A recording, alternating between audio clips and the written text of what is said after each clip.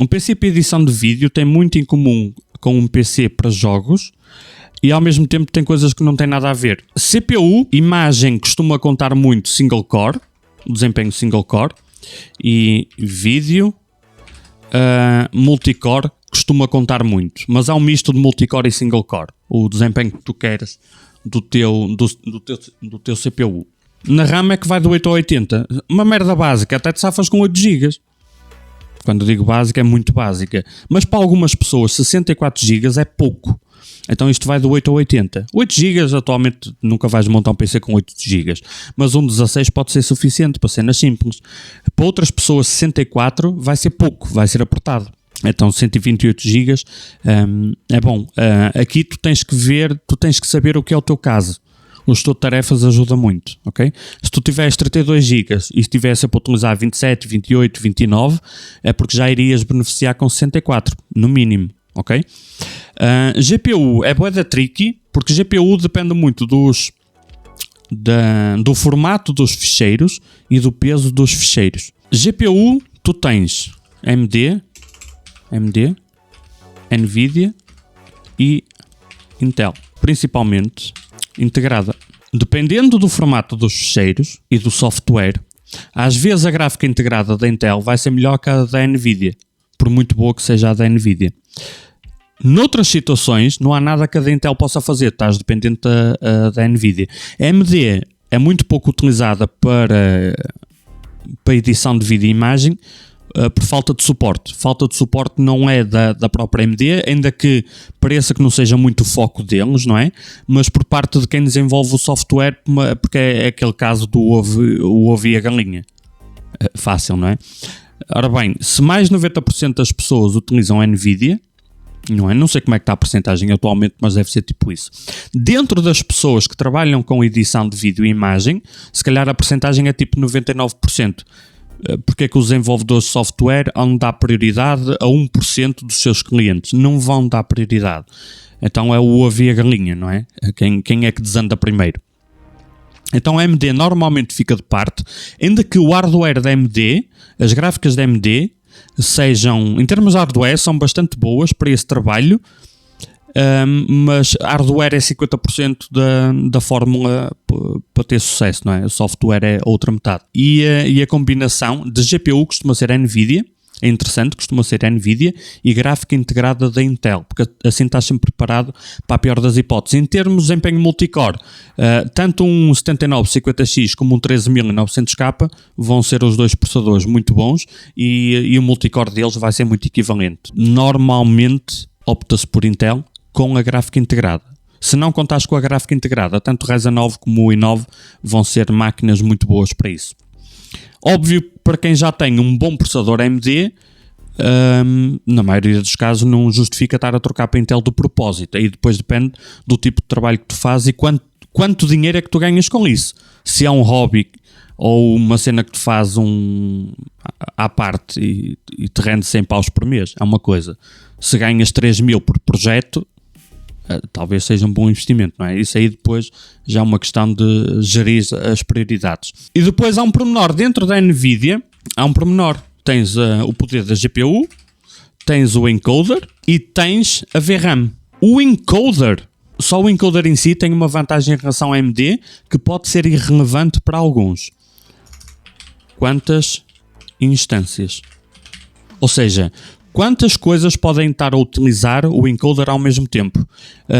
Aqui eu realmente tenho que pedir desculpa, que eu não me recordo se são 4, se são 6, podia ter confirmado antes de ver isto. Mas podes utilizar várias instâncias, ou seja, imagina que são 4, tu podes estar a fazer live stream com o encoder, podes estar a fazer gravação com o encoder ao mesmo tempo e podes estar a fazer o render de 2 vídeos, que são 4 instâncias. É isso que significa as instâncias.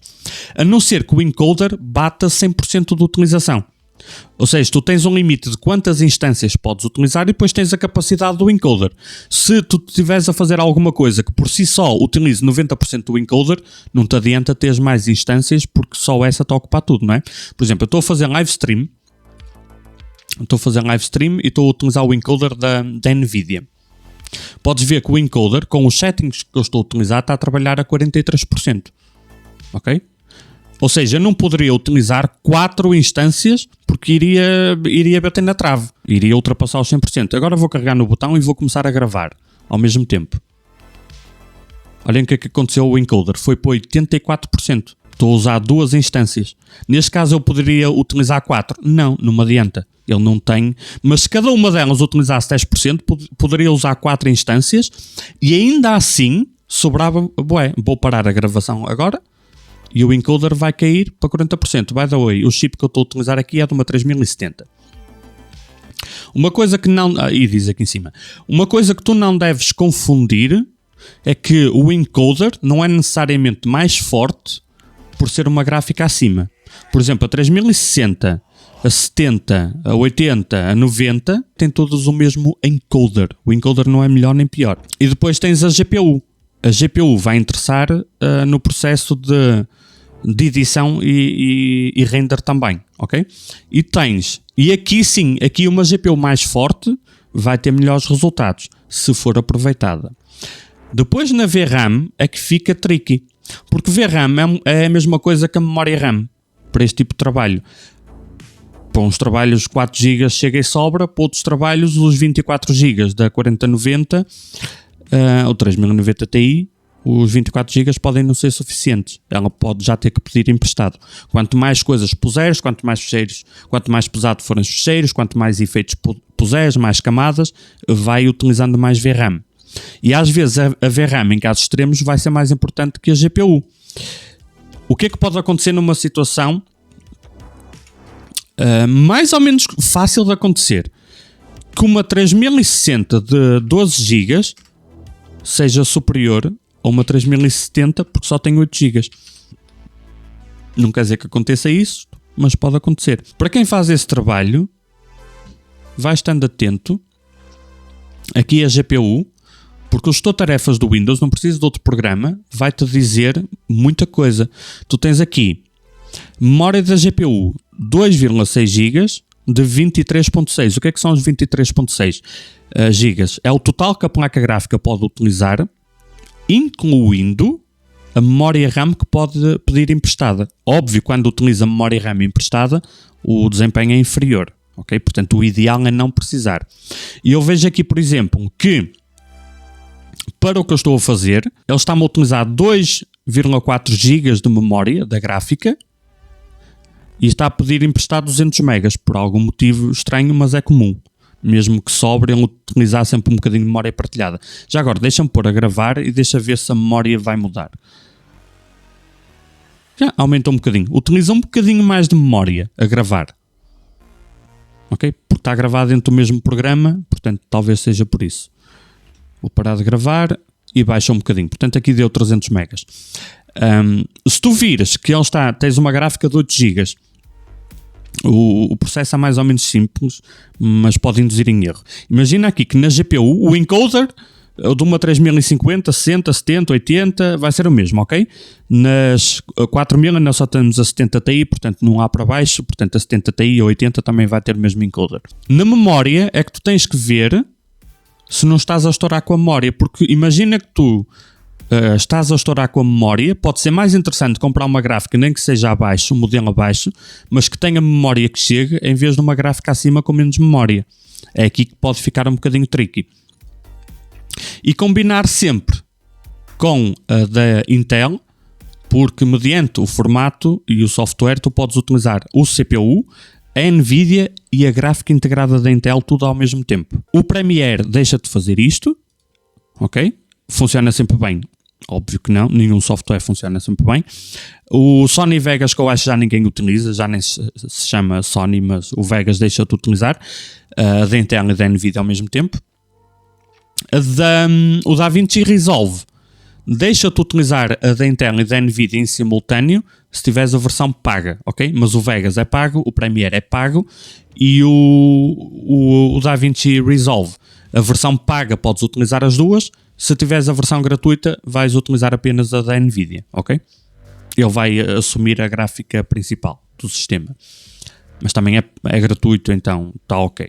Posto isto, tu queres um equilíbrio entre single core e multicore com gráfica integrada da Intel e uma placa gráfica que A não ser que precise mesmo de GPU a mais, pode não te compensar nada acima da 3060. Dentro desse... abaixo dos 1000 euros, porque a 4000 vai para os 1000 euros, a 4070 Ti, não é? Então qual será o nosso target? Equilibrado. Uma cena equilibrada será 32 GB. 32 GB de uma memória que não seja muito rápida, ali uns 3200 no máximo, porque se passares a precisar de 64 é relativamente fácil instalar mais 2 pentes de memória. Se quiseres memória 3600 ou 4000, se fores instalar mais 2 pentes pode não funcionar bem. E a velocidade da memória RAM para este tipo de trabalho não é assim tão importante. Claro que não vais usar DDR4 2133, mas usar uma memória RAM 2800 ou 3600 para este trabalho, a diferença vai ser mínima se comparares com a importância de ter memória que chegue. Portanto, prioridade, quantidade de memória, em segundo lugar a velocidade. Portanto, aqui coloca-se numa situação meio gás, coloca-se 32 GB de uma velocidade que seja fácil, passares para 4 pentes de memória 64 GB. Nos processadores atuais, 3200 ou 3000 costuma ser aquele ponto que é fácil em DDR4. Se for DDR5 a coisa complica muito. DDR5 com 4 pentes em Ryzen 7000 talvez não consigas nada acima de 4800 e mesmo assim não assumas isso como garantido, ok? A AMD garante 3600 de velocidade em DDR5, ok? 5200 é um grande talvez, 4800 podes conseguir, mas não é garantido, pode implicar afinações à mão. Na Intel não é muito, é um bocadinho mais fácil, mas não é muito melhor. Conta com 5200, com sorte, com 4 pentes, ok? Às vezes é possível mais sim, mas não contes com isso. Mas vale utilizar, para usar 4 pentes da DDR5 para este tipo de trabalho, conta sempre o target de 4800 de velocidade, para diminuir ao máximo a probabilidade de algum tipo de stress, ou de trabalho que tenhas de ter a configurar à mão. Portanto, com base nisto tudo, o que é que nós fazemos? Queremos núcleos, no render final eu pessoalmente uso o DaVinci e ele utiliza-me o CPU todo, no render final, e utiliza com os meus ficheiros, os meus settings, e ele utiliza-me o CPU todo no render e utiliza-me para aí 20% da GPU, do núcleo da GPU, não é o encoder, ok?